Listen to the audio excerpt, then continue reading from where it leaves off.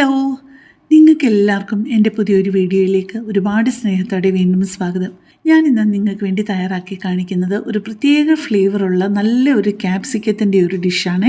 നമുക്ക് ചപ്പാത്തിയുടെ കൂടെയോ പൊറോട്ടയുടെ കൂടെയോ ബ്രെഡിൻ്റെ കൂടെ ഒക്കെ നല്ല ടേസ്റ്റാണ് ഇത് കേട്ടോ. ഒരു പ്രത്യേക ഫ്ലേവറാണ്. നല്ല ക്രീമി ആയിട്ടുള്ള ഈ ഒരു ക്യാപ്സിക്കത്തിൻ്റെ ഈ ഒരു ഡിഷ് നിങ്ങളൊരു പ്രാവശ്യമെങ്കിലും ഒന്ന് ട്രൈ ചെയ്യണേ. 3 മീഡിയം ക്യാപ്സിക്കം കൊണ്ടാണ് ഞാൻ ഈ ഒരു ഡിഷ് തയ്യാറാക്കുന്നത്.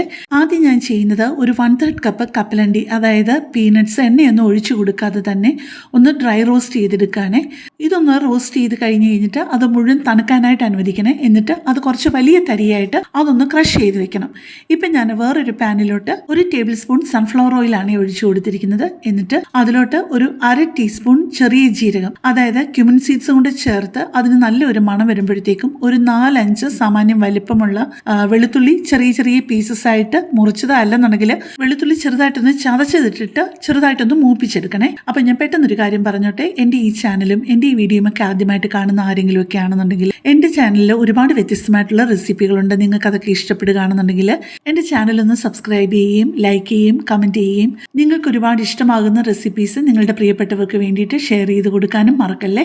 ഇനിയിപ്പം അതിലോട്ട് ഞാൻ ചേർത്ത് കൊടുക്കുന്നത് 3 സവാള കനം കുറച്ചരിഞ്ഞതും 3-4 പച്ചമുളക് അതിൻ്റെ പകുതി ഭാഗം വരെ ഒന്ന് മുറിച്ച് കൊടുത്തതും കൂടെയാണ്. അതിൻ്റെ കൂടെ തന്നെ ക്യാപ്സിക്കം കൂടെ നമുക്ക് ഇട്ട് കൊടുക്കാം. ക്യാപ്സിക്കം ഞാൻ മുറിച്ചിരിക്കുന്ന കണ്ടല്ലോ, നല്ല വലിപ്പമുള്ള ക്യാപ്സിക്കം ആയിരുന്നതുകൊണ്ട് ഞാൻ ആ ക്യാപ്സിക്കത്തിൻ്റെ നീളം ഒന്ന് കുറച്ചിട്ട് അതിനെ 2 ആക്കിയിട്ട് കനം കുറച്ച് അരിഞ്ഞിരിക്കുകയാണ്. തീരെ അങ്ങ് കനം കുറച്ചുമല്ല, എന്നാൽ ഒരുപാട് കട്ടി കൂട്ടിയുമല്ല. പിന്നെ നിങ്ങൾക്ക് വേണമെന്നുണ്ടെന്നുണ്ടെങ്കിൽ ആ ചെറിയ ക്യാപ്സിക്കം ആണെന്നുണ്ടെങ്കിൽ അതിൻ്റെ ഫുൾ ലെങ്ത്തിൽ നീളത്തിൽ കിടക്കുന്നതാണ് കുറേ കൂടെ ഭംഗി കേട്ടോ. ഇത് ആവശ്യത്തിൽ കൂടുതൽ വലിപ്പമുള്ളത് കൊണ്ടാണ് ഞാൻ നടുക്ക് വെച്ചിട്ട് ഒന്ന് മുറിച്ചത്. പിന്നെ ഇതിനാവശ്യമായിട്ടുള്ള ഒരു 1 ടീസ്പൂൺ ഉപ്പും കൂടെ ഇതിനൊപ്പം ചേർത്ത് കൊടുത്തിട്ട് ഒരു 2-3 മിനിറ്റ് ഒന്ന് വഴറ്റണേ.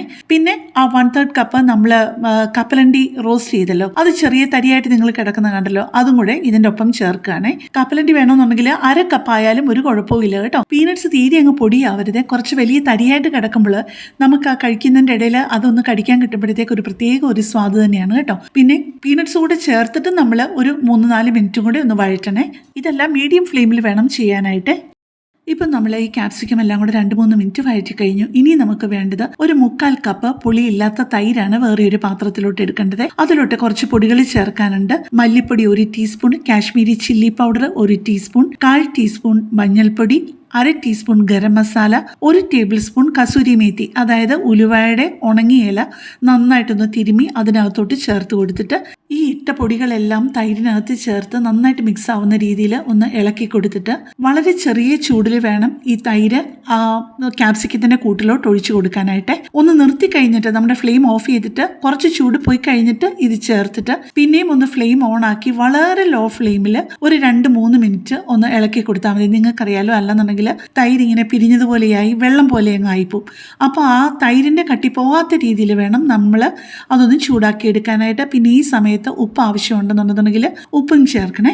കസൂരി മേത്തി മേടിക്കാനായിട്ട് ഒരു നിവൃത്തിയില്ലെങ്കിൽ മാത്രം നിങ്ങൾക്ക് അതിന് പകരം മല്ലിയില ഉപയോഗിക്കാമേ. ഇപ്പം ഞാൻ ചേർത്ത് കൊടുത്തത് 1/4 കപ്പ് ഫ്രഷ് ക്രീമാണ് കേട്ടോ. നിങ്ങൾ സൂപ്പർ മാർക്കറ്റിലൊക്കെ ചോദിച്ചു കഴിഞ്ഞാൽ ഫ്രഷ് ക്രീം കിട്ടും. പക്ഷേ ഫ്രഷ് ക്രീം നിർബന്ധമുള്ള കാര്യമല്ല.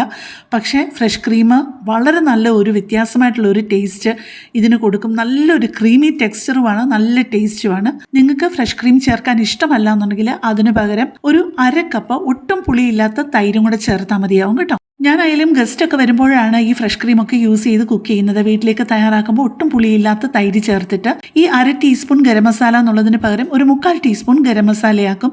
ആ തൈരിൻ്റെ ടേസ്റ്റ് അധികം അങ്ങ് അറിയാതിരിക്കാനായിട്ട്. ഈ ഒരു ക്യാപ്സിക്കത്തിൻ്റെ സൈഡ് ഡിഷ് കണ്ടു കഴിഞ്ഞാൽ തന്നെ കൊതിയാവും കേട്ടോ. അതുപോലൊരു കളറും അതുപോലെ ഒരു മണവും ഒക്കെയാണ്, പ്രത്യേകിച്ച് ഫ്രഷ് ക്രീം ചേർക്കുമ്പോൾ. അപ്പോൾ ഒരു പ്രാവശ്യമെങ്കിലും നിങ്ങളിതൊന്ന് ട്രൈ ചെയ്യാതിരിക്കല്ലേ.